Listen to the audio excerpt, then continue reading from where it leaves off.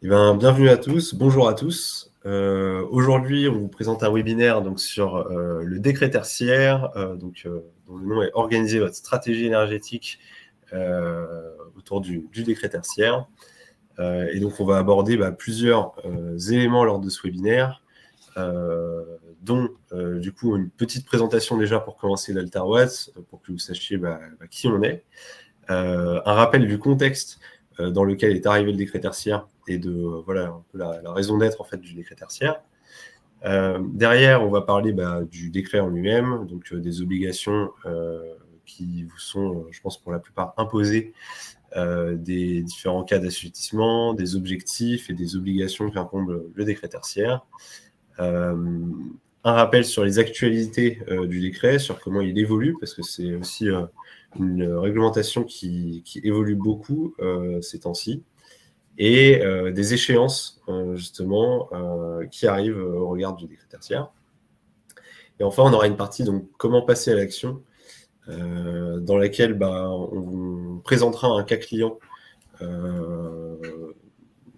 pour lequel on a repris en fait une déclaration opérate. Et on parlera aussi donc, de l'audit énergétique et des solutions de modulation, dans le cas où on a un objectif décret tertiaire qui n'est pas atteignable ou très difficilement atteignable. Et on fera une petite ouverture sur notre accompagnement et ce qu'on peut proposer autour justement du décret tertiaire. Je te laisse passer, Alban. Encore une. Voilà.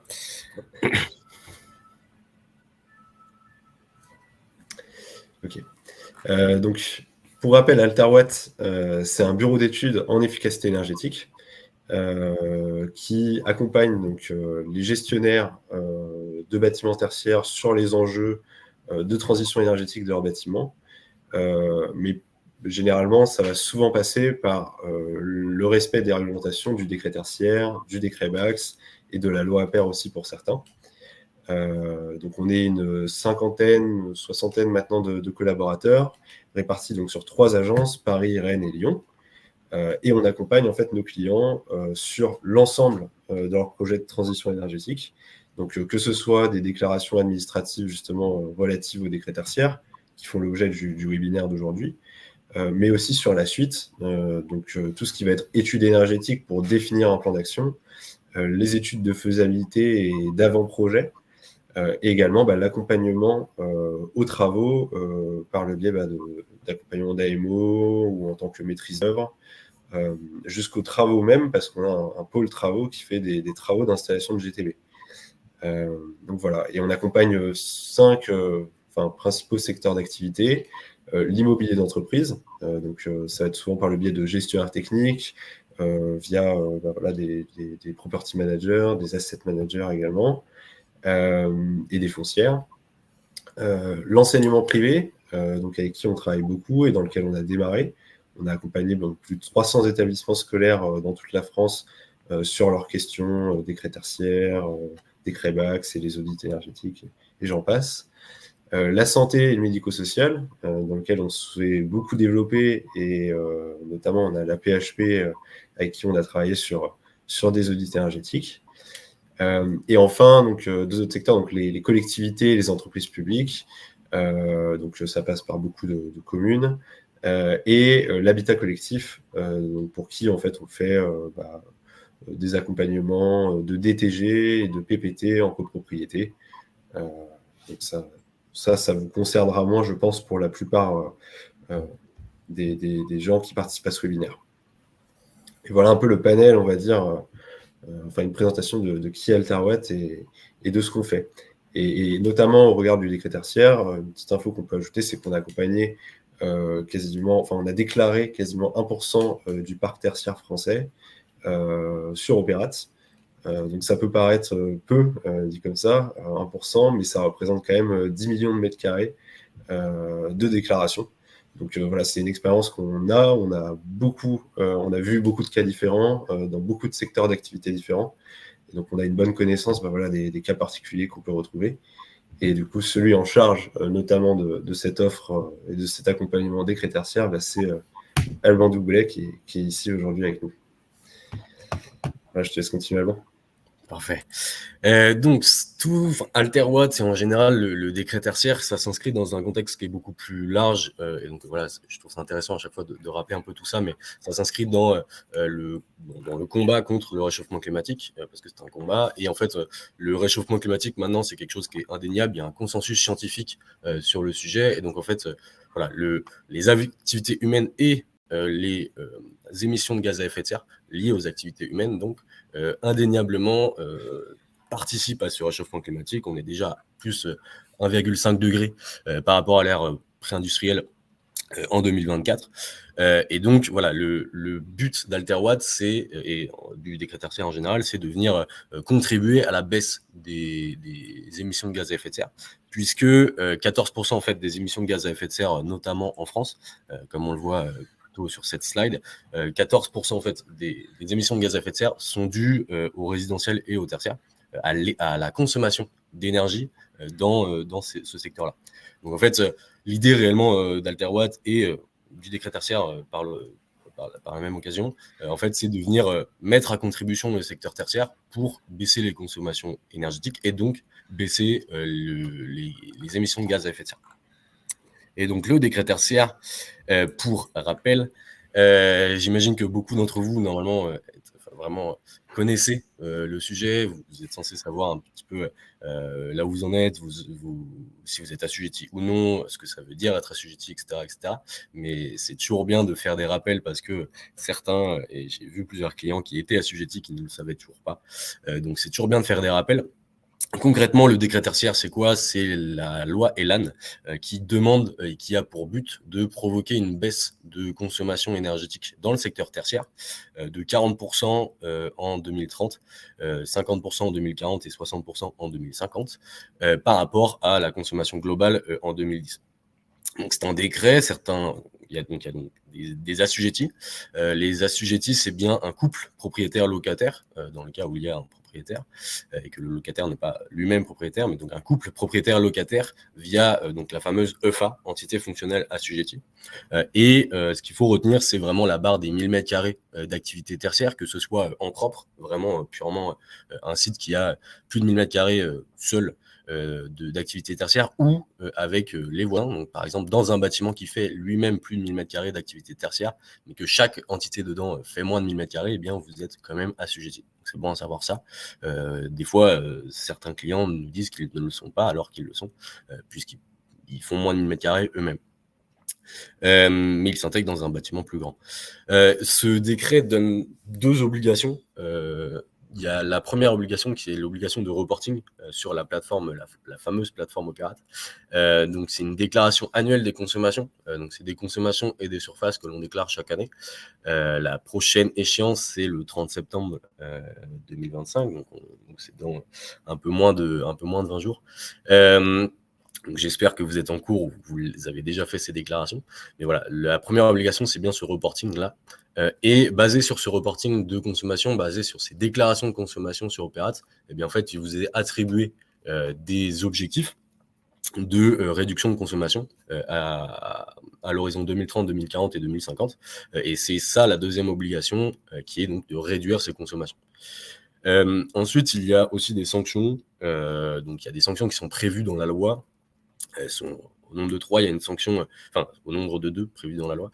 Il y a une sanction donc, financière donc, de 7 500 € par personne morale dans les entités fonctionnelles assujetties qui n'atteignent pas leur objectif par an, donc à partir de 2030. Et il y a une sanction aussi morale, d'ordre de réputation, qui est du coup le name and shame.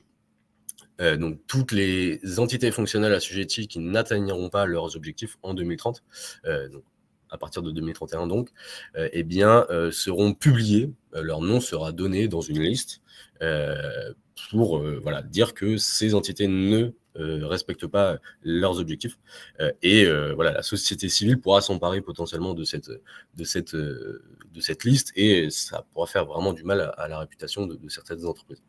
Et une troisième sanction qui est en général un peu oubliée, mais que je trouve intéressante de notifier, c'est vraiment la sanction du marché. Parce que c'est une obligation législative, mais réglementaire, mais en fait, réduire vos consommations énergétiques, ça va réduire vos coûts liés à cette consommation énergétique. Et si vous ne le faites pas, peut-être que vos concurrents le feront eux. Et donc, en fait, c'est des coûts qu'ils n'auront pas à engager dans juste leur consommation énergétique. Et c'est des investissements qu'ils pourront mettre dans leur développement économique, dans leur recherche et développement, et que vous ne pourrez pas faire. Donc, il y a vraiment, en fait, une sanction du marché aussi qui est derrière cette réglementation-là. Puisqu'en fait, si vous ne jouez pas le jeu, potentiellement, vos concurrents le joueront. Voilà. Ensuite, donc, j'ai parlé d'objectifs. On a 2 objectifs, comme vous êtes censé le savoir aussi. Mais pour rappel, on a l'objectif relatif et l'objectif absolu. À chaque fois, pour 2030, 2040 et 2050, 2 objectifs seront définis. Pour l'objectif relatif, on vient récupérer une consommation, donc une consommation surfacique annuelle entre 2010 et 2022. D'accord. C'est donc entre l'année de référence et 2020, 2021, 2022, on choisit, donc la plateforme va choisir l'année de consommation la plus haute corrigée du climat, sur laquelle on vient appliquer donc le fameux moins 40%, moins 50% et moins 60% en 2030, 2040 et 2050, qui seront du coup les seuils de consommation à ne pas dépasser objectif.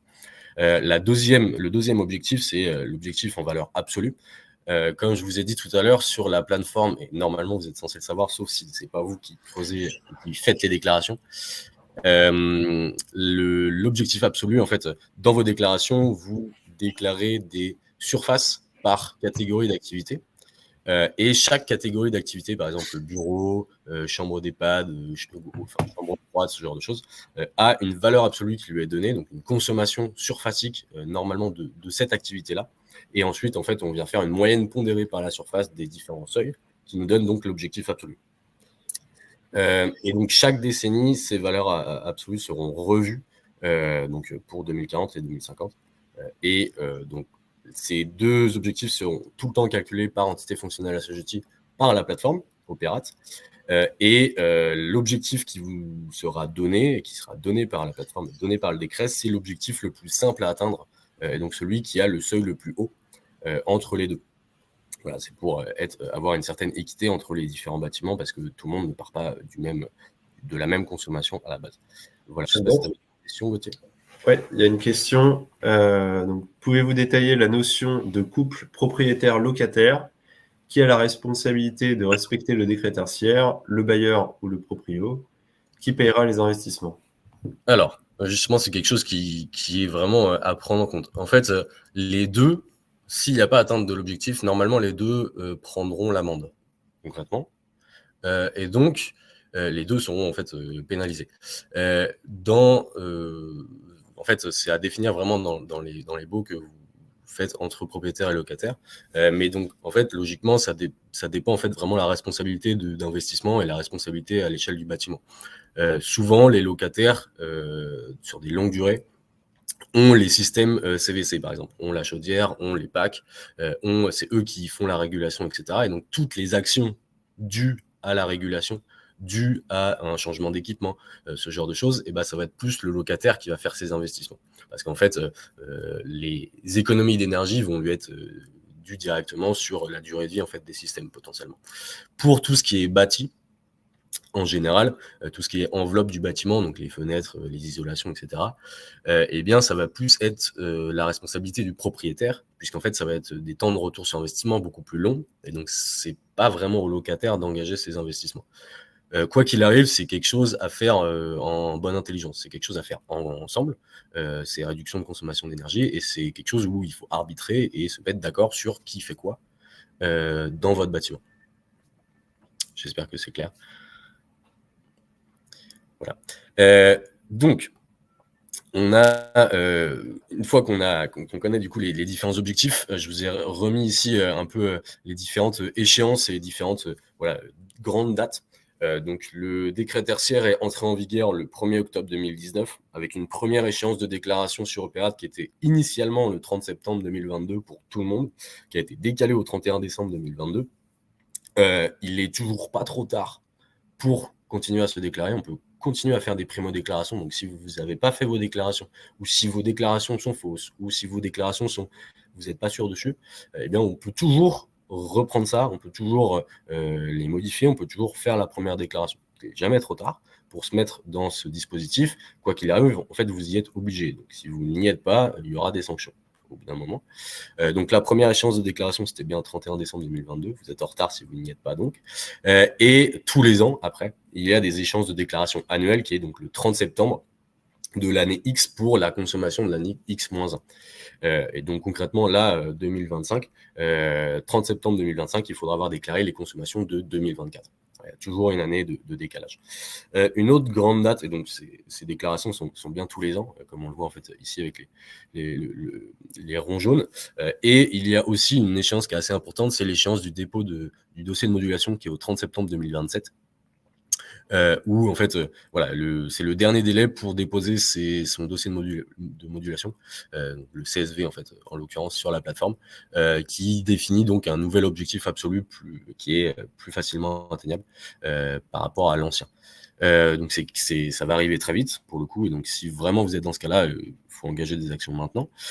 Et enfin, on aura donc au 30 septembre 2031 la validation ou non de l'atteinte des objectifs, puisqu'en fait on aura au 30 septembre 2031 tout le monde, normalement tous les assujettis qui auront déclaré leur consommation de 2030, et c'est à ce moment-là où on pourra savoir si oui ou non vous êtes dans les clous ou pas.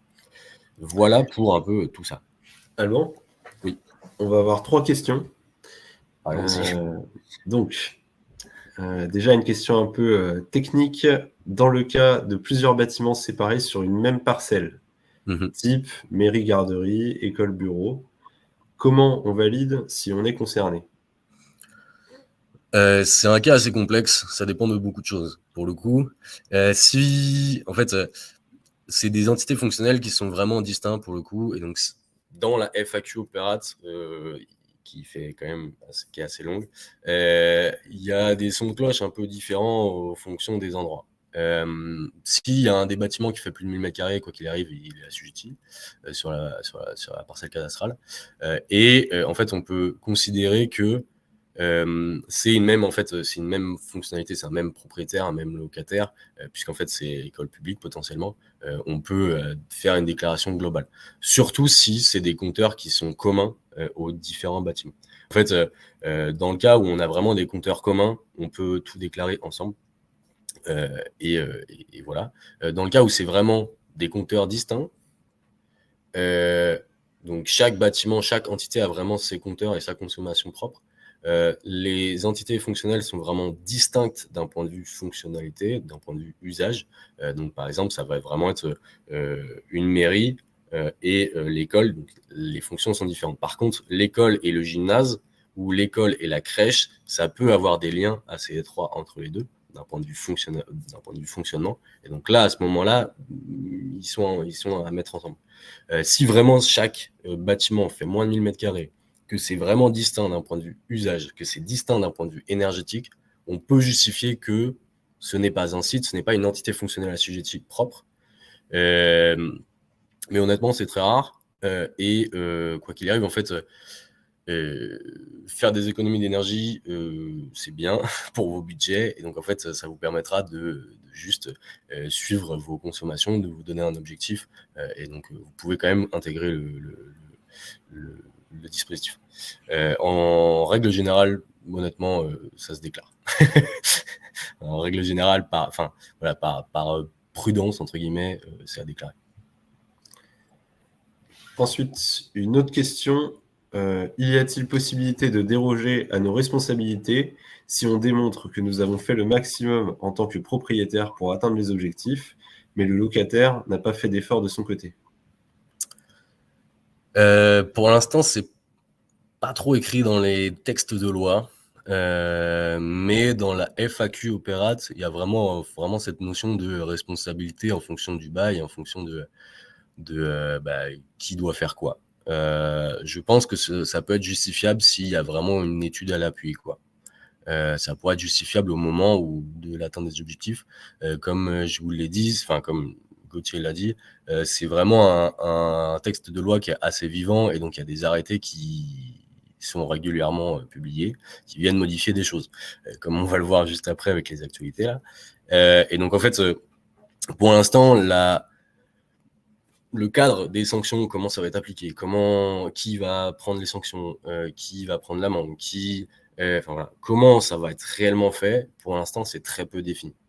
Je pense, et ce serait logique, que si vous arrivez à démontrer par une étude énergétique que vous avez, en tant que propriétaire, vous avez réisolé tout le bâtiment et que normalement ce bâtiment, d'un point de vue purement thermique, il est censé être en dessous de l'objectif, mais que le locataire chauffe la nuit par exemple, ou il chauffe le week-end alors que c'est des bureaux, bon bah c'est la faute du locataire.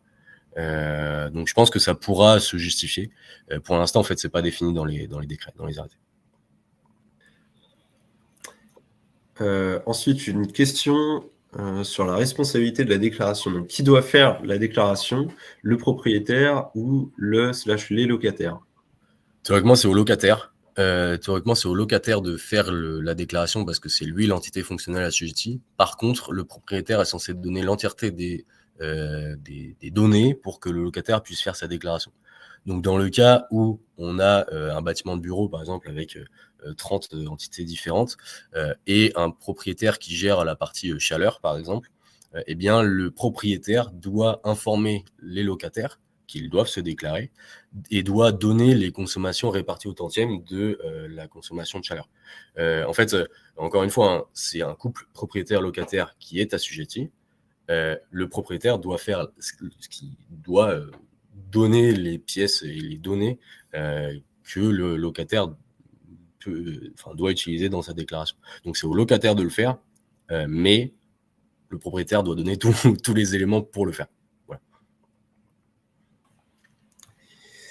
Voilà. Ensuite, on a une question sur comment vérifier que la déclaration a bien été faite en 2022. Vous allez sur la plateforme Opérate, vous allez dans l'onglet consommation, vous faites recherche de déclaration de consommation et vous regardez s'il y a une déclaration qui a été faite, si elle a été validée. Normalement, les déclarations sur la plateforme Opérate doivent être validées, sinon elles ne sont pas prises en compte normalement. Ça peut être non validé, et donc c'est-à-dire qu'il y a juste à la valider. Ça peut être aussi en orange, et je ne sais plus exactement le terme, mais à compléter. Il me semble que c'est à compléter, et donc c'est-à-dire qu'elle n'est pas finalisée, cette déclaration. Je ne sais pas si c'était ça la question. Peut-être que la question c'était plutôt est-ce qu'on sait si ça a été fait avant le 31 décembre 2022 ou non? Honnêtement, ce n'est pas grave. En fait, tout pendant que vous faites vos déclarations, le but de cette déclaration annuelle, pour l'instant, c'est juste faire un suivi de vos consommations, voir là où vous en êtes par rapport à vos objectifs. Dans les faits, pour l'instant, il y a à chaque fois que, par exemple là, au 30 septembre 2025, on pourra continuer après coup à faire les déclarations de 2024. On peut toujours faire les déclarations de 2023. Pour l'instant, il n'y a pas d'arrêt des déclarations. C'était peut-être ça plus la question. Je peux peut-être continuer du coup, Gauthier. Je sais pas si tu as d'autres questions. On a encore pas mal de questions. Ce que je vous propose pour les questions, c'est qu'on... Je pense que... Ouais. Il y a beaucoup de questions en fait. Ouais, je pense que vous pouvez avancer peut-être un peu quand même, et on fera vraiment parce qu'il y a pas mal d'éléments assez techniques par la suite qui, je pense, sont vraiment importants que vous ayez tous bien en tête pour avoir une stratégie qui soit vraiment correcte et bien faite d'un point de vue énergétique. Et donc je pense qu'on pourra prendre les questions à la fin. Quoi qu'il arrive, en fait, vous pourrez nous renvoyer vos questions par mail ou quoi, et on vous répondra par la suite. On prendra le temps d'y répondre, ne vous inquiétez pas. Voilà. Et donc oui, pour le décret tertiaire, donc on a toutes les déclarations annuelles à réaliser, on a l'atteinte des objectifs, on a aussi pas mal d'actualités. Récemment, donc mardi qui vient juste d'arriver, on a eu l'arrêté valeur absolue 6 qui a été publié au journal officiel. Donc c'est un arrêté du 1er août 2025, mais il a été juste publié mardi, où on a l'ajout du gaz naturel liquéfié. Donc ça va concerner très peu de personnes. Le fait que les affichages des attestations soient optionnels désormais, plutôt que obligatoires telles qu'elles étaient normalement dans le décret initialement. Et surtout, la sortie des dernières valeurs absolues. Donc que ce soit le commerce, les banques, la petite enfance, voilà, il y a pas mal de choses qui sont sorties, toutes les sous-catégories de bureaux dans les différentes grande catégorie. Donc là, on a vraiment le dernier arrêté qui fixe les valeurs absolues, excusez-moi, pour 2030.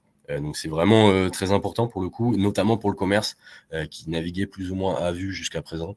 On a vraiment toutes les valeurs absolues qui sont sorties. Donc là, on peut calculer finement les objectifs absolus actuellement. Et il y a eu quelques mises à jour d'opérates sur 2025 où on a la possibilité de mettre comme fermé, de déclarer comme fermé certaines entités fonctionnelles assujetties. Et aussi, il y a eu, assez important, l'ajustement climatique et les objectifs qui ont été ajoutés sur la plateforme pour un certain périmètre, donc pour certaines valeurs absolues publiées.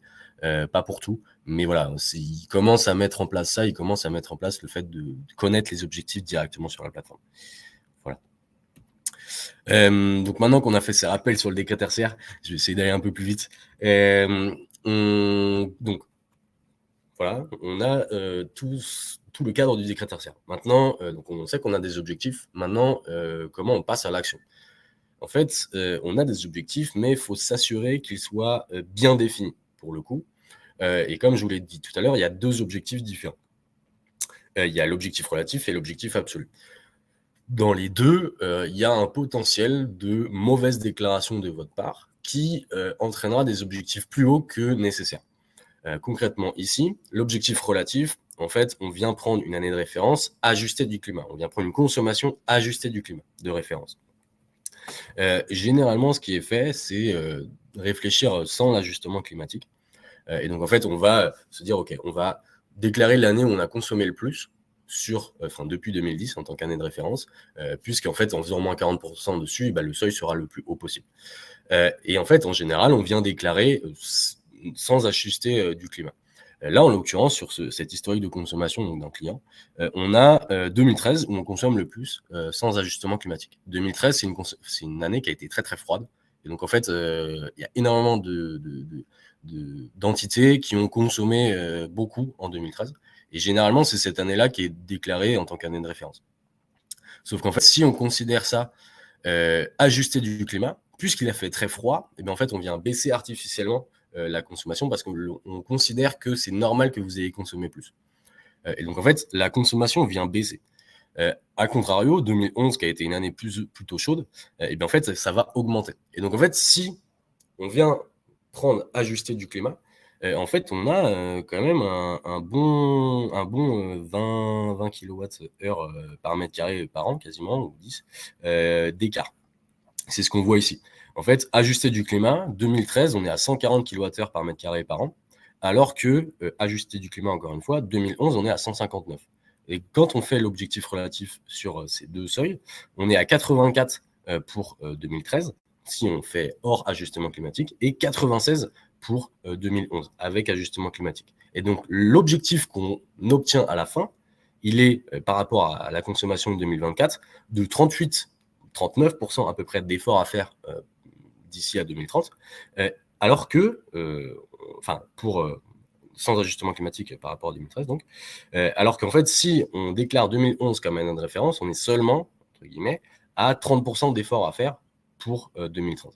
Donc là, en fait, juste en se posant et en réfléchissant jusqu'au bout de comment on va déclarer cette année de référence en allant jusqu'au bout de la définition du décret tertiaire, et bien en fait, en déclarant 2011 par rapport à 2013, eh bien, on gagne, entre guillemets, 9% d'économie à faire d'ici à 2030. Et en fait, c'est pas jouer avec les règles ou quoi, c'est juste qu'en fait, en 2011, vous avez plus consommé, ajusté du climat, c'est tout. Et donc, ça peut représenter quand même quelques centaines de milliers d'euros économisés d'investissement sur des parcs assez gros. Ça peut être même quelques millions d'euros sur des parcs vraiment très très grands. Donc ça, c'est un premier élément sur bien définir ces objectifs pour être sûr que vous n'ayez pas des objectifs qui sont plus hauts que ce que vous devriez avoir. Le deuxième objectif, c'est l'objectif absolu. Comme je vous l'ai dit tout à l'heure, on déclare des surfaces, des activités par surface chaque année. Et derrière, on a donc un objectif absolu qui est calculé en fonction de ces surfaces. Prenons un cas assez simple qui est un cas d'un EHPAD, à peu près 3000 m².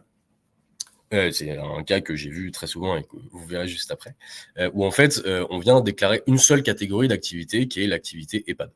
Ce qui peut paraître assez logique. On vient déclarer tout ça, donc les 3000 m2 dans cette catégorie d'activité. Cette catégorie d'activité, elle a une valeur absolue qui est à 142 kWh par mètre carré par an. Donc, un objectif en tant que tel de 142 kWh par mètre carré par an. Sauf qu'en fait, donc ça nous donne un objectif absolu à 142 pour 2030. Mais en fait, dans cette EHPAD, on a une cuisine qui consomme quand même énormément parce qu'il faut chauffer les repas. Il y a aussi une chambre froide dans cette cuisine. Donc, la chambre froide consomme aussi énormément pour refroidir la pièce. Il y a une salle serveur et il y a une salle de blanchisserie où, en fait, on vient laver le linge qui consomme aussi énormément parce qu'il y a des machines à laver qui tournent constamment. Et bien, en fait, toutes ces catégories ici, toutes ces surfaces-là qui ont une activité autre que chambre d'EHPAD, eh bien, elles ont aussi des activités elles ont aussi des valeurs absolues qui sont définies, qui sont beaucoup plus hautes que les 142 des chambres d'EHPAD. Il y a aussi les bureaux que je n'ai pas intégrés, mais voilà. Et donc, en fait, si on déclare correctement, on vient reprendre vraiment la répartition des surfaces au sein de notre surface globale et qu'on déclare ça proprement, eh bien, en fait, en faisant la moyenne pondérée ici de cette nouvelle déclaration par rapport à ces consommations seuil ici, eh bien, en fait, on a un objectif en valeur absolue qui est de 196, qui est donc beaucoup plus, on augmente de 38%. C'est assez énorme. Et donc, en fait, ça, c'est juste déclarer fidèlement ce qui est la réalité. C'est vraiment déclarer la réalité. Ce n'est pas jouer, encore une fois, avec le décret. C'est vraiment, le décret est fait pour ça. Normalement, la valeur absolue définit la consommation que chaque zone est censée avoir en termes de kilowattheure par mètre carré. Et donc, il faut déclarer proprement ces surfaces pour avoir un objectif en valeur absolue qui soit fidèle à ce que vous avez réellement sur votre site. D'accord ? Donc ça, c'est un deuxième élément à vraiment bien prendre en compte, à vraiment bien faire, qui est la déclaration chaque année des surfaces. J'ai l'impression qu'on a perdu Gauthier. Je vais continuer quand même. Je pense qu'il va se reconnecter. Enfin, donc ça, c'est pour les entités fonctionnelles assujetties une par une. Maintenant, je pense que beaucoup d'entre vous avaient des patrimoines de bâtiments, donc plusieurs bâtiments qui sont assujettis au décret tertiaire. Et en fait, dans le cadre du décret tertiaire, il y a un mécanisme qui s'appelle la mutualisation. Et donc, en fait, c'est quand on a un patrimoine donc avec plusieurs entités fonctionnelles assujetties, plusieurs EFA qui sont assujetties au décret tertiaire, qui ont des objectifs indépendamment, et bien en fait, on va pouvoir mutualiser ces objectifs. On va pouvoir mutualiser l'atteinte des objectifs. Et donc ça, en fait, ça repose sur l'efficacité économique en fait, des actions à mettre en place et des investissements à mettre en place. C'est le moindre coût économique, quoi, comme le marché carbone, en fait. Où en fait, on vient regarder en 2030 chaque EFA, chaque entité, si oui ou non elle atteint son objectif. Et si elle est en dessous, eh bien en fait, la suréconomie d'énergie, entre guillemets, eh bien on va la reporter, on va la mettre dans un pot commun pour compenser certaines EFA qui n'auront pas atteint leur objectif. Donc ça, c'est vraiment aussi quelque chose de primordial à connaître. Et c'est quelque chose aussi qui va vraiment définir votre objectif dans votre stratégie énergétique d'ici à 2030. Parce que quand vous avez 10, 15, 30, 50 bâtiments, réfléchir à l'atteinte des objectifs indépendamment pour chaque bâtiment, eh ben, ça ne va pas être efficace d'un point de vue économique. Ça ne va pas être efficace d'un point de vue financier. Alors que réfléchir au global, prendre certains sites qui sont très anciens, par exemple, qui sont très loin de leur objectif, prendre ces sites et faire une rénovation globale, atteindre un objectif 2050, par exemple, sur ces sites-là, et ben en fait, on va vraiment être bien en dessous le seuil 2030, et donc on va avoir des économies d'énergie en trou, entre guillemets, qui vont pouvoir compenser les autres sites qui sont pas très loin de leur objectif 2030. Et ça, c'est beaucoup plus efficace d'un point de vue économique et d'un point de vue financier. On vient vraiment en fait avoir un rendement d'économie en kilowattheure par euro qui est beaucoup plus intéressant que si on s'intéressait bâtiment par bâtiment. Voilà. Ça, c'est les deux éléments pour les objectifs. Et je vais vous faire un petit exemple parce que c'est plus clair comme ça, je pense, avec des données. J'espère en tout cas. Donc, c'est un cas client qu'on a eu où on a repris les déclarations qui avaient été faites par ce client Donc, c'est un groupement de 6 EHPAD, donc il y a 6 sites avec 15 000 mètres carrés à peu près. Donc, c'était quelqu'un qui n'était pas du tout... il n'y avait personne pour s'occuper vraiment de la partie énergétique. Et donc, c'est quelqu'un d'administratif qui a fait ces déclarations parce qu'il fallait les faire. Et donc, en fait... les déclarations qui ont été faites, il n'y a vraiment qu'une seule catégorie d'activité, donc tout a été déclaré en EHPAD en termes de surface. Ils ont vu qu'en 2013, ils avaient consommé beaucoup plus que les autres années à l'échelle du patrimoine, et donc ils ont déclaré 2013 comme une année de référence pour tout. Et donc en fait, ça donne les éléments suivants, donc notamment en fait les efforts à faire ici.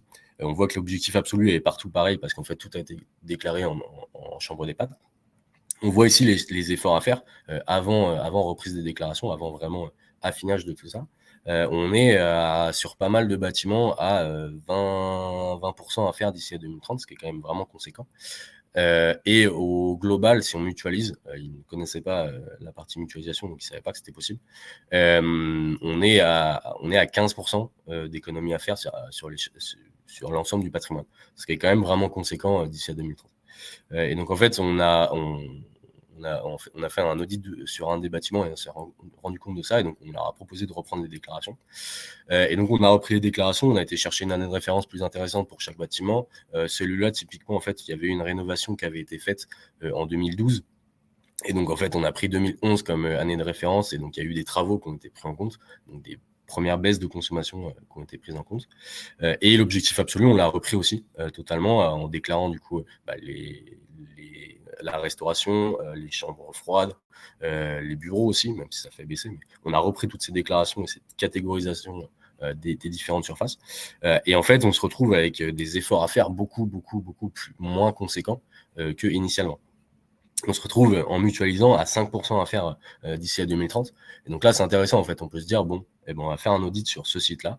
On va vraiment faire une rénovation assez globale sur ce site pour aller atteindre un objectif 2040 estimé. Et en fait, on sera à l'objectif 2030 au global. Et donc, en termes de résultats, en fait, on divise par 3 quasiment les économies à faire d'ici à 2030. Donc, c'est vraiment important de bien prendre en compte tout ça et de bien, définir vos objectifs avant de passer à l'action, pour savoir là où vous allez. Voilà. Rebonjour Gauthier. Donc, bien définir ses objectifs avant vraiment de passer à l'action, pour savoir là où il faut aller et donc y aller correctement. Et donc, passer à l'action, qu'est-ce que ça veut dire une fois qu'on a les bons objectifs? Ça veut dire potentiellement un audit énergétique, et je laisse la main à Gauthier. T'es revenu au bon moment. Je suis revenu au bon moment, en effet. Donc l'audit énergétique, c'est quoi? Peut-être que vous en avez déjà fait, certains d'entre vous, je pense, au cours de vos expériences de gestionnaire immobilier. Mais l'idée, ça va être de faire une enquête sur le bâti, le système et ses usages. Et à partir en fait d'un état des lieux du bâtiment qui est fait suite à une visite technique faite par des ingénieurs, on détermine les actions d'économie d'énergie qu'on peut mettre en place, soit sur des changements d'usage, mais aussi des travaux directement sur le bâti ou sur les systèmes. Et donc, un audit énergétique, généralement, ça va se passer en plusieurs phases. Il y a d'abord une visite technique et une réunion de cadrage de l'audit qui va permettre de récolter toute la donnée nécessaire à la réalisation de l'état des lieux, et également de comprendre les attentes et les contraintes, les problématiques, on va dire, du maître d'ouvrage sur son bâtiment. Ensuite, on fait donc ce qu'on appelle un état des lieux de l'existant et des consommations. Donc là, c'est vraiment une grosse partie durant laquelle on recense tout ce qu'on a vu. Et globalement, on vient noter, évaluer la performance du bâti, des équipements, et même dire si les usages du bâtiment sont bons ou non. Et enfin, on va faire donc ce qu'on appelle une modélisation par le biais d'une STD, donc une simulation thermique dynamique. Ça, Alban, si tu as peut-être 2 mots à dire là-dessus, t'en parleras sûrement mieux que moi. Oui, la STD, donc j'espère que vous m'entendez bien. La STD, c'est une simulation thermique dynamique où en fait on vient à chaque heure d'une année, en fait on vient modéliser la température intérieure du bâtiment à chaque heure de l'année. Et en fait, on vient du coup prendre en compte les apports solaires, prendre en compte les déperditions en fonction de la température intérieure, la température extérieure, la température de consigne. Et derrière, en fait, on vient calculer toutes les apports internes aussi, les apports de l'éclairage, les apports des occupants, les apports de la ventilation, les apports de l'ECS aussi, de tous les bouclages, etc. En fait, on vient nourrir du coup cette modélisation thermique par tous les éléments qu'on a été récupérés en visite technique. Et donc, en fait, ça modélise sur chaque heure de l'année la température intérieure, la modulation de cette température intérieure. Et derrière, ça vient calculer la consommation énergétique liée aux différents systèmes qui contribuent à tout ça. Donc, au système de chaleur, à la ventilation, l'éclairage, le CS, etc., etc. Donc, le but, c'est vraiment de fidèlement modéliser tout ça sur une année, quoi.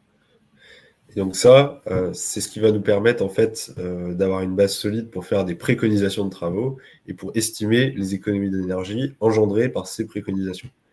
Et donc une fois qu'on a une liste de préconisations assez large, et ben on peut la regrouper dans plusieurs scénarios d'amélioration du bâtiment qu'on vient préconiser au maître d'ouvrage avec tous les indicateurs financiers qui vont lui permettre de orienter son projet et de choisir la bonne stratégie. Bien sûr, ce qu'il faut se dire, c'est que l'audit énergétique, c'est intéressant, mais c'est intéressant dans le cas d'un bâtiment où il y a beaucoup de choses à faire. Globalement, un audit énergétique, il vient répondre à des questions et permettre en fait au maître d'ouvrage de hiérarchiser ses investissements et de partir dans le bon sens au moment du lancement de ses travaux. Sur un bâtiment, en tout cas si on agit dans la contrainte réglementaire, sur un bâtiment où il y a peut-être 5% d'économie d'énergie à faire au regard du décret tertiaire et que vous avez une vieille chaudière qui n'est plus performante, en fait faire un audit énergétique, ça va juste enfoncer des portes ouvertes et ça n'aura aucun intérêt. Ce sera une dépense, enfin, ce sera sûrement une dépense superflue parce que on va vous dire qu'il faut changer votre chaudière et globalement derrière les économies on va dire à réaliser seront pas énormes. Il n'y aura pas énormément de pistes. Donc généralement c'est intéressant dans le cas où vous partez de loin et dans le cas où sinon vous pouvez avoir un enjeu aussi si vous avez une problématique spécifique sur le bâtiment, par exemple un problème de confort d'été, je sais pas, des problèmes de confort, si vous voulez identifier des opportunités d'installation d'ENR, et ben, l'audit énergétique peut être une bonne première brique, on va dire, à cette réflexion. Et derrière, si vous avez, comment dire, un objectif très faible, ça peut être plus intéressant de passer soit directement par des travaux, soit par des études de faisabilité, donc qui sont des études qui vont vous permettre de déterminer la faisabilité technique de certains travaux. Par exemple, si vous voulez, je sais pas, changer votre chaudière gaz pour aller vers de la géothermie ou vers, je sais pas, de la biomasse, vous pouvez faire ce qu'on appelle une étude de faisabilité dans laquelle on va étudier plus finement justement l'installation de ces systèmes et voir si déjà économiquement c'est viable, mais si aussi techniquement c'est possible d'installer ce genre d'installation dans votre bâtiment. Donc voilà, l'audit énergétique, il faut vraiment le prendre comme une réflexion très générale dans laquelle on ne va pas aller trop dans le détail et qui va permettre de donner des pistes, on va dire, d'amélioration du bâtiment, mais sans entrer dans le détail comme on pourrait le faire dans une étude de faisabilité. Et c'est intéressant dans le cas où on part de loin. Vraiment, c'est ça qu'on aimerait que vous reteniez. Ouais, c'est un outil d'aide à la décision en fait pour savoir tout le panel d'actions qu'on peut entreprendre, de travaux qu'on peut entreprendre et les classer entre elles et définir quels travaux on va privilégier pour atteindre l'objectif à la fin. Faut voir ça un peu comme un check-up chez un médecin généraliste, quoi. C'est vraiment, on regarde tout, on dit un peu les pistes et après c'est à vous d'aller creuser plus loin sur certains travaux, quoi. Ouais. Et aussi, peut-être pour ajouter, je sais qu'il y a aussi une autre vision qu'on peut avoir de l'audit, c'est qu'il y en a beaucoup, il y en a certains d'entre vous, je sais qu'ils sont dans la gestion de patrimoine immobilier et qui, eux, vont avoir vraiment une vision, on va dire, de la valeur vénale du bien qu'ils vont gérer. Et dans ce cas-là, l'audit, dans le cadre d'une cession ou d'une acquisition d'un nouvel actif, ça peut être un moyen d'évaluer la performance du bâtiment et justement de le valoriser au moment d'une vente, par exemple. Donc voilà, ça a plusieurs utilités, mais dans le cadre du décret tertiaire, ce qui va prévaloir, c'est vraiment comment dire, la recherche de pistes d'économie d'énergie. C'est ça. Ensuite, donc on en a parlé tout à l'heure, la partie modulation donc des objectifs du décret tertiaire. C'est quoi qu'il arrive à faire après un audit énergétique, parce qu'on a besoin d'un audit énergétique pour savoir déjà si on peut moduler oui ou non, et on a besoin des résultats d'un audit énergétique pour pouvoir faire le dossier en lui-même. Et donc la partie modulation, le but en fait de ça, c'est une porte qui est laissée ouverte par le décret tertiaire, de venir en fait redéfinir un nouvel objectif absolu qui est adapté aux contraintes réelles rencontrées. Donc par exemple, si on est à Paris et qu'on est obligé de faire une ITE pour atteindre les objectifs décret tertiaire, eh bien voilà, il y a les architectes de France qui vont dire que c'est pas forcément possible, ou alors il y a un surcoût assez élevé. Et donc en fait, le but c'est vraiment de laisser une porte ouverte aux contraintes vraiment spécifiques de certains bâtiments. Ça va pas être le cas pour la majeure partie de vos bâtiments, honnêtement.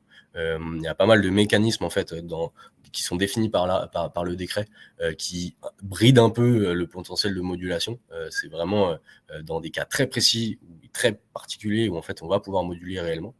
Et donc en fait ça va redéfinir un nouvel objectif 2030.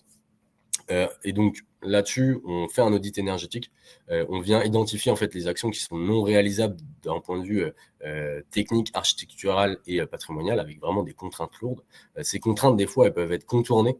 On peut en fait faire des travaux en plus ou faire des choses en plus qui permettent de contourner ces contraintes, de prendre en compte ces contraintes dans les travaux. Mais derrière, en fait, ça va faire des surcoûts. Il y a donc aussi ces surcoûts qui sont à prendre en compte dans la dernière contrainte, qui est la contrainte de disproportion économique, pour laquelle on peut aussi moduler. Et donc, en fait, par levier d'action, donc pour la partie vraiment juste régulation de système, pour les systèmes en eux-mêmes et pour l'enveloppe, on a donc 3 leviers d'action. Et bien, en fait, au global, toutes les actions qui sont dans chacun de ces leviers d'action, et bien, en fait, il faut aussi vérifier que le temps de retour sur investissement de ces scénarios groupés soit inférieur à 10, 15 et 30 ans, en fonction des différents leviers d'action. Sachant que derrière, eh bien, en fait, il y a un mécanisme qui s'appelle le mécanisme des vases communicants. Et donc, en fait, si donc, par exemple, la partie enveloppe est au-dessus des 30 ans, à 31 ans, 32 ans de temps de retour sur investissement, et qu'en fait, la partie régulation, donc par exemple la mise en place d'une GTB à un TRI de 6 ans à peu près, et ben en fait on a de la marge sur les 6 ans par rapport aux 10 ans. Et donc en fait cette marge d'économie d'énergie, on doit regarder si elle peut compenser les 1 an d'économie, 1 ou 2 ans sur le TRI de l'ITE. Donc en fait c'est pour ça que je vous dis que ça va vraiment être, généralement ça va être compliqué de moduler des objectifs parce que on a pas mal de mécanismes qui se suivent, qui limitent au maximum la possibilité de modulation pour que ce soit, en fait, pour que vraiment personne ne se soustrait à ces objectifs de manière aussi simple. Le but vraiment de cette modulation, c'est on module si et seulement si c'est vraiment justifié. Et donc, si c'est possible, après, on calcule du coup la nouvelle consommation minimale atteignable, donc le nouvel objectif absolu, et on complète donc le dossier technique de modulation. On dépose aussi un fichier sur la plateforme Opérate qui nous dit que voilà, on module notre objectif.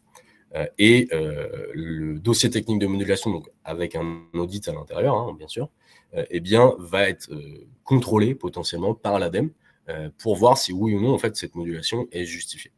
Donc c'est pour ça. Le dossier de modulation, c'est quelque chose qui est intéressant dans le cas où vraiment vous avez des contraintes très spécifiques, mais ça ne va pas être le cas pour tout le monde, très honnêtement.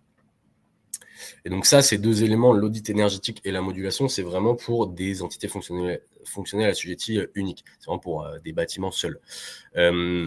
Comme dans le décret tertiaire, on a le principe de mutualisation, comme que je vous expliquais tout à l'heure, et bien en fait, quand vous avez des patrimoines de bâtiments, des patrimoines de sites assez conséquents, donc quand on commence à dépasser les 10, 15, 30 bâtiments, ou qu'on commence à dépasser les 50 000, 100 000 mètres carrés, eh bien en fait, on peut avoir une réflexion beaucoup plus globale pour atteindre des objectifs à l'échelle du patrimoine et plus entité fonctionnelle assujettie par entité fonctionnelle assujettie.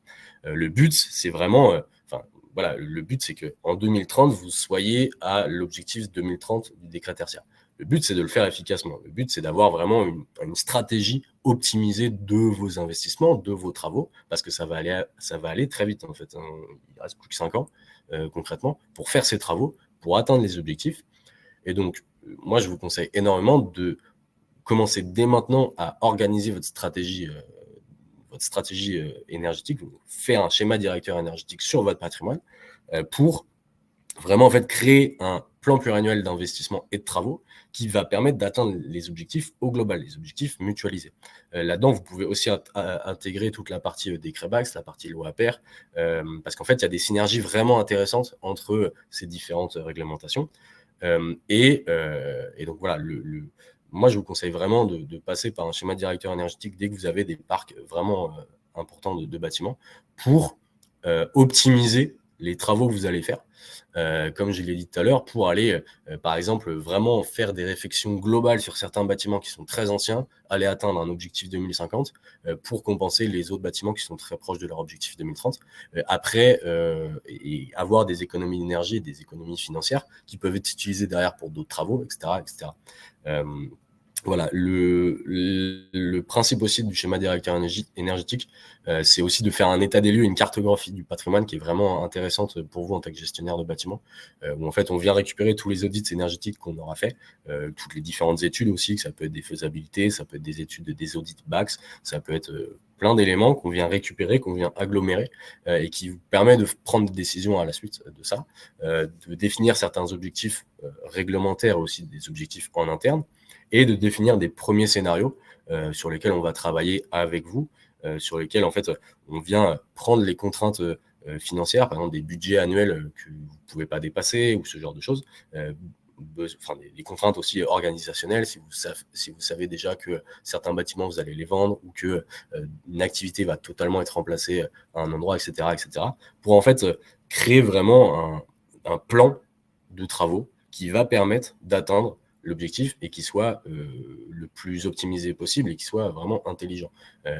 Ça sert à rien d'aller faire des travaux partout si c'est pas nécessaire. Et voilà pour vraiment comment passer à l'action. Donc en 2 mots, parce qu'on avait promis de répondre à vos questions et on va tenir parole. Désolé pour ce petit contretemps. Ça, c'est une slide qui résume en fait nos accompagnements. Et on voulait les mettre en perspective avec les échéances réglementaires auxquelles vous pouvez être confrontés. Donc vous voyez qu'en vert, on a les échéances du décret BAX, qu'on n'a pas trop abordé aujourd'hui, mais qu'on sera capable, si vous voulez, de faire un rappel dessus. Donc, en l'occurrence, sur le décret BAX, les 2 échéances, ça va être le 1er janvier 2025 et le 1er janvier 2027 pour l'installation de GTB dans vos bâtiments. Et dans ce cadre-là, nous, on va avoir la double casquette audit GTB, donc on va pouvoir faire des études préalables à l'installation du GTB pour vous aider à installer déjà le système qui répond le mieux à vos besoins et aussi qui répond aux exigences réglementaires du décret. Et également, on sera capable d'être accompagnateur sur les travaux, dans le sens où on est soit sur ce type de projet AMO pour la réalisation des travaux, soit en région parisienne, on a un pôle travaux qui fait des installations de GTB en direct. Donc dans ce cas-là, c'est nous qui installons le matériel, on a un intégrateur en interne qui fait les installations et la programmation des automates. Après, vous voyez, il y a des points jaunes sur la frise. Ça va correspondre aux échéances annuelles du décret tertiaire, donc les fameuses déclarations annuelles que vous devez faire de l'année N-1. Dans ce cadre-là, nous, on a une plateforme de supervision énergétique qui s'appelle AlterCoach, dans laquelle on va, par laquelle on va faire les déclarations annuelles de nos clients. Donc ça peut ressembler à des solutions peut-être que vous connaissez comme dans les communes, ça va être DeepKey, Citron, Adviseo. Sauf que nous, c'est un outil qui va vraiment en support de notre accompagnement global et qui va nous permettre de faire des déclarations automatiquement chaque année pour nos clients. Et après, on a les 2 points bleus foncés, donc ça va être l'échéance du dépôt de modulation et l'atteinte des objectifs 2030. Et dans ce cadre-là, forcément, on va pouvoir faire tout ce qui est relatif à la déclaration opérate et aux reprises aussi de déclaration opérate, donc comme le cas qu'a présenté Alban. Et enfin, tout ce qui va en suivre, donc les audits énergétiques, les dossiers de modulation et les études de faisabilité qu'on va être amené à réaliser avant de lancer des travaux de rénovation énergétique. Donc voilà dans l'ensemble ce qu'on est capable de faire chez Alterwatts dans le cadre du décret tertiaire et du décret VAX. Et on serait ravis de vous accompagner dans ce cadre-là si vous avez des questions ou des besoins d'accompagnement sur lesquels on pourrait se positionner. Maintenant, on va passer aux questions si vous avez encore une minute. Alban, oui, tu es là, ouais. Ok, parfait. Oui. On peut dépasser un petit peu si jamais il y a beaucoup de questions. Quoi qu'il arrive, en fait, vous pouvez prendre les mails, reprendre les mails qu'il y a ici et si vous voulez, vous pouvez nous envoyer des questions aussi indépendamment. On va essayer de récupérer la liste des questions, quoi qu'il arrive, et essayer de faire un peu un mail et répondre globalement. Ouais, totalement. Alors, Alban, il y avait une question tout à l'heure de quelqu'un qui dit « Je suis dans un hôtel et donc comment dissocier les différentes catégories, entre parenthèses, chambre, salon, lieu public, restaurant ?» Je pense qu'il parle des différentes surfaces sur Opérate. Alors, concrètement, en fait, sur Opérate directement, quand vous faites votre déclaration, vous pouvez voir la liste des activités que vous pouvez déclarer, la liste de sous-catégories que vous pouvez déclarer. De mémoire, dans l'hôtellerie, on a toute la partie chambre. On a, comme sous-catégorie, on a les chambres avec déclinées entre les différentes catégories d'hôtels, donc étoiles, 1 étoile, 2 étoiles, etc. Donc on a ces sous-catégories chambres. On a une sous-catégorie restauration process, il me semble. Une sous-catégorie bureau. Une sous-catégorie potentiellement sauna, hammam, ce genre de choses. Où en fait, au sein de la catégorie globale hôtel, vous avez plusieurs sous-catégories. Et après, c'est à vous de définir quelle surface est à mettre dans quelle sous-catégorie. Potentiellement, tout ce qui est couloir, eh bien, faut le déclarer dans la surface, dans l'activité qui est à côté. Donc, tous les couloirs qui sont entre les chambres, eh bien, vous allez déclarer ça comme de la surface de chambre. Tous les couloirs qui sont entre les bureaux, vous allez déclarer ça comme de la surface de bureau. La partie restauration, c'est quand même généralement assez défini où est-ce que c'est.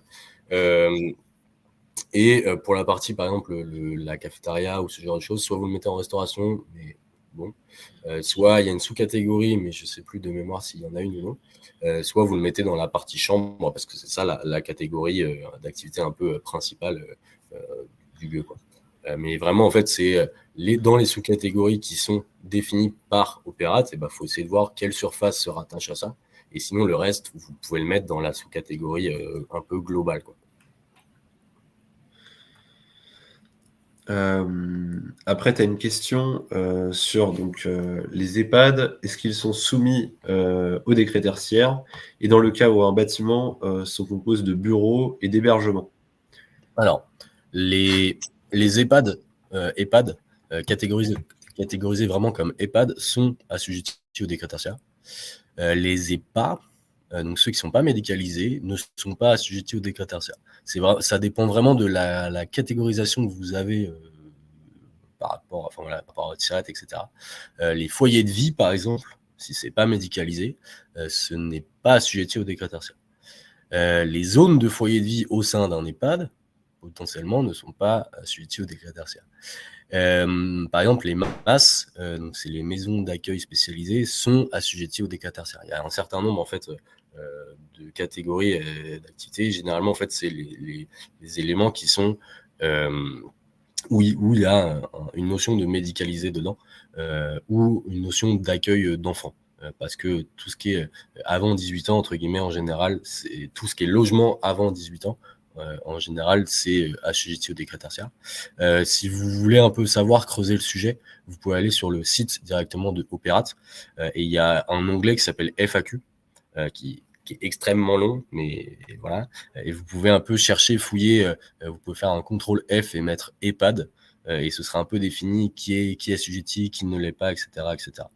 Et pour le cas où on a un bâtiment avec des bureaux et des logements, si ces logements sont vraiment des logements résidentiels purs, ils ne sont pas considérés comme tertiaires, donc c'est du résidentiel, et que les bureaux, la surface de bureau fait plus de 1000 m², ou qu'on est dans un site au global qui fait plus de 1000 m² de tertiaire en comptant ces bureaux, eh bien, il faut déclarer les surfaces de bureaux au sein de ce bâtiment. Les surfaces de logement ne sont pas à déclarer, si c'est vraiment purement du résidentiel. Et en fait, en théorie, il faudrait installer des sous-compteurs de chaleur, des sous-compteurs d'électricité pour sortir la partie résidentielle de la consommation énergétique et pour pouvoir déclarer vraiment seulement la consommation énergétique de l'activité tertiaire. Généralement, c'est quelque chose qui est très peu fait, en tout cas, je ne l'ai jamais vu pour l'instant, fait vraiment dans des locaux. C'est censé être fait via le décret Bax ensuite, par contre. Mais donc, si on a des sous-compteurs, on peut déclarer vraiment purement la consommation de la partie tertiaire grâce aux sous-compteurs en enlevant la partie logement. On ne déclare pas non plus la surface. S'il n'y a pas de sous-compteur, eh bien, en fait, on ne déclare pas cette surface. Mais il y a quand même de la consommation qui est attribuée à cette surface. Et donc, en fait, on vient faire une clé de répartition. On vient déclarer seulement une partie de la consommation globale qui nous est facturée en fonction d'un prorata surfacique. C'est comme ça que c'est défini dans la FAQ, justement, dans le guide d'application du décret tertiaire. S'il y a plusieurs activités et une partie des activités, elles ne sont pas déclarées, et ben, vous allez faire au prorata de la surface la déclaration de consommation aussi. J'espère que c'est clair. Ensuite, pour revenir sur la question des responsabilités, donc c'est en réponse à ta réponse de tout à l'heure sur qui était concerné, le propriétaire ou le locataire. Ils nous répondent donc, et si le locataire ne fait pas la déclaration malgré les informations transmises par le propriétaire? Bah, vous pouvez la faire à sa place. Parce que de toute manière, il est obligé de les faire. Donc en fait, si c'est pas lui qui les fait, bah, vous les faites. Vous lui demandez sa consommation. Enfin, en fait, c'est une obligation légale. Donc il ne se soumet pas à la loi. Théoriquement, il n'a pas le droit. Donc en fait, je sais que c'est compliqué. J'ai déjà eu le cas où des locataires étaient très réticents. Donc voilà. Je sais que c'est compliqué, mais en fait, il faut qu'il vous donne ses consommations et vous faites sa déclaration à sa place. Et ce sera à sa faute, en fait, s'il n'y a pas atteint des objectifs, etc. Mais en fait, c'est un cas qui est très complexe à chaque fois. Dans pas mal de moments, pas mal d'accompagnements opérates, justement, on a ce problème de locataires qui sont un peu réticents, ou inversement, des fois des propriétaires, des syndics qui ne donnent pas forcément les informations. Nous, on arrive souvent à contourner ça en faisant signer des mandats gestionnaires, en faisant signer des mandats directement aux locataires qui nous permettent de récupérer leurs consommations. Et donc, en fait, on a les consommations, on peut faire les déclarations à la place de tout le monde. Mais effectivement, quand vous n'avez pas la main là-dessus, quand vous ne pouvez pas récupérer ces consommations automatiquement via GRDF, via Enedis, c'est compliqué. Mais il faut forcer, en fait. Vous pouvez aussi, je vous invite en tant que propriétaire à mettre des clauses dans les baux, donc modifier le bail et mettre une clause d'obligation locataire à faire sa déclaration et de définir qui doit faire quoi en termes de travaux pour atteindre les objectifs. C'est quelque chose que vous pouvez faire aussi. Parce que le bail est un contrat et vous pouvez intégrer, je vous invite fortement à le faire, d'intégrer la dimension décret tertiaire dans ces bails, dans ces baux. Et je sais que c'est compliqué. Hein. J'ai eu souvent la situation où on avait des locataires un peu réticents et on a toujours réussi à contourner un peu la chose, mais normalement ils sont obligés, donc en fait ils doivent le faire. Ensuite, concernant la mutualisation, donc est-il possible sur la plateforme Opérate de mutualiser plusieurs bâtiments afin d'atteindre collectivement l'objectif de moins 40% de consommation, un peu comme un système de vase communicant? C'est ça. Concrètement, en fait, pour l'instance, donc le principe de mutualisation est défini dans les arrêtés, défini dans le décret. Par contre, ce n'est pas encore implémenté dans la plateforme Opérate, comme plein d'autres choses qui ne sont pas encore implémentées dans la plateforme Opérate. C'est défini dans le décret, mais pour l'instant, on ne peut pas encore l'acter sur la plateforme. Donc oui, ce sera possible. Pour l'instant, vous ne pouvez pas encore le faire, mais vous pouvez considérer que ce sera possible et donc calculer les objectifs en l'état, et donc avec ces vases communicants, effectivement. Voilà, donc en fait, c'est à vous de définir pour l'instant tout ça, quel bâtiment vous mutualisez. Moi, je vous invite à mutualiser l'entièreté du parc que vous avez. Il faut avoir un sirène commun, donc soit en tant que propriétaire, soit en tant que locataire, sur l'ensemble des EFA que vous voulez mutualiser, normalement. Et oui, après, en fait, c'est vraiment une atteinte de l'objectif à l'échelle du patrimoine, avec un système de vases communicants, comme je l'ai expliqué, où on a un objectif global, où en fait certaines EFA qui sont bien en dessous de leur objectif viennent compenser celles qui sont au-dessus de leur objectif. Et on voit à la fin, au global, si oui ou non on est dans les clous ou pas, quoi.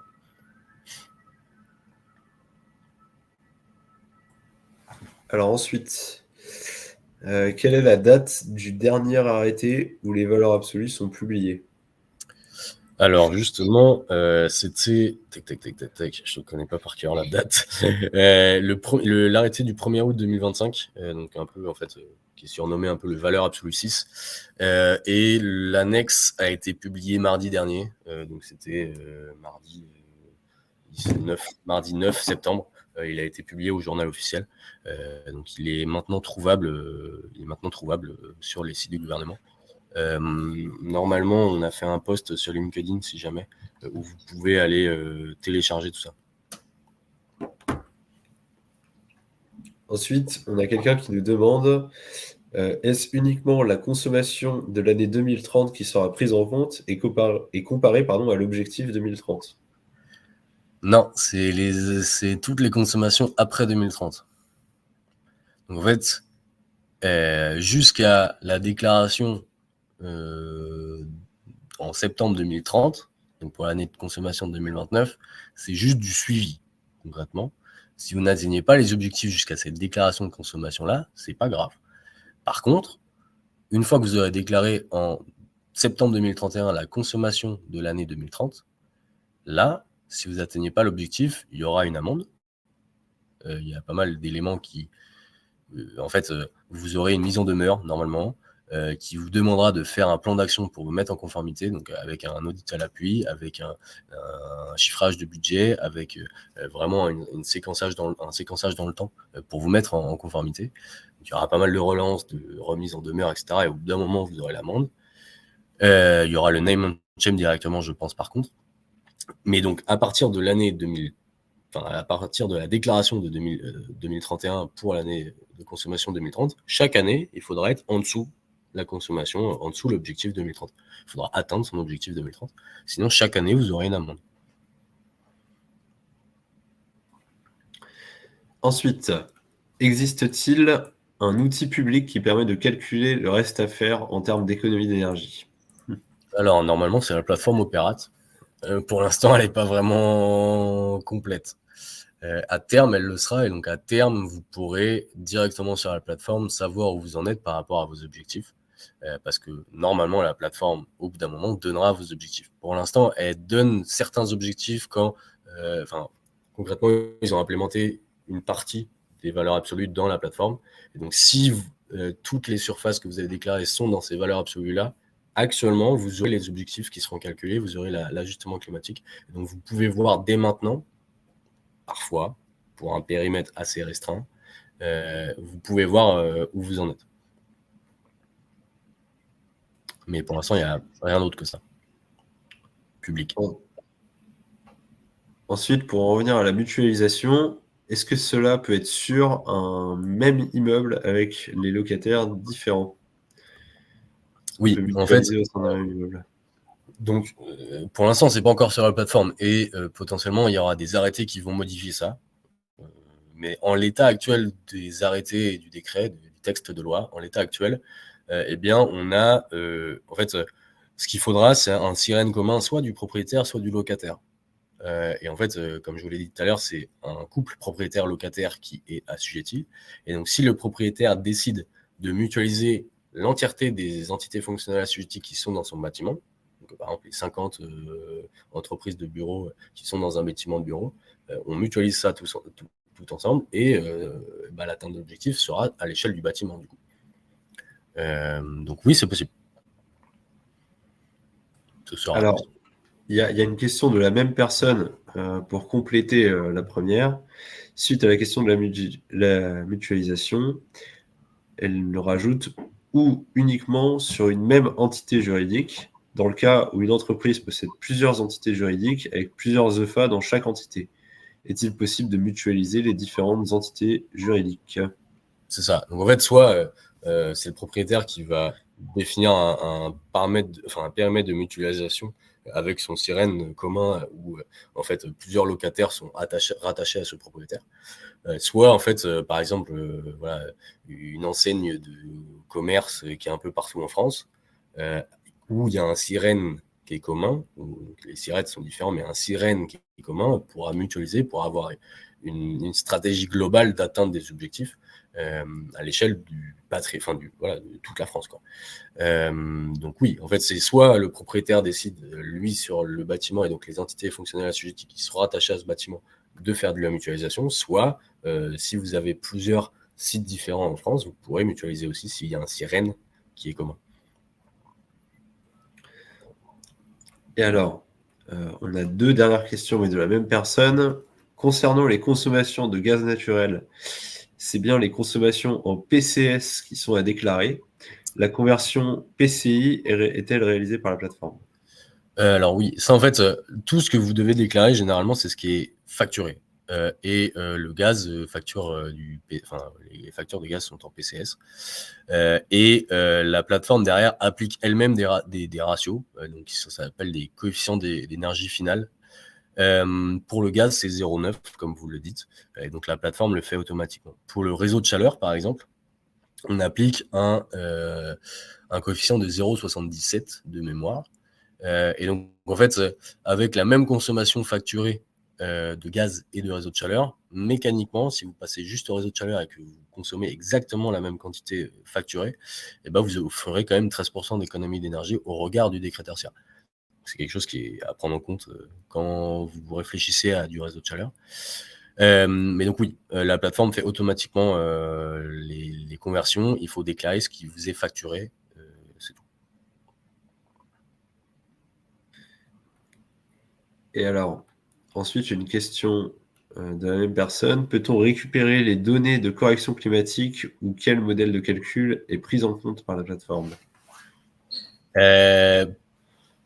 Pour l'instant, ça dépend ce que vous avez déclaré comme activité. À terme, l'ajustement climatique et donc la consommation ajustée du climat sera directement sur la plateforme Opérate. Vous pourrez le voir directement. Et sinon, la formule d'ajustement climatique, honnêtement, elle est très très complexe. Elle dépend de plein de choses. Elle dépend notamment de ce que vous avez déclaré comme activité en termes de surface. Elle dépend de là où vous êtes, elle dépend de énormément de choses. Et donc, honnêtement, sauf si vous avez 3 jours pas à perdre, mais 3 jours à passer dessus, je vous déconseille d'essayer de refaire les calculs.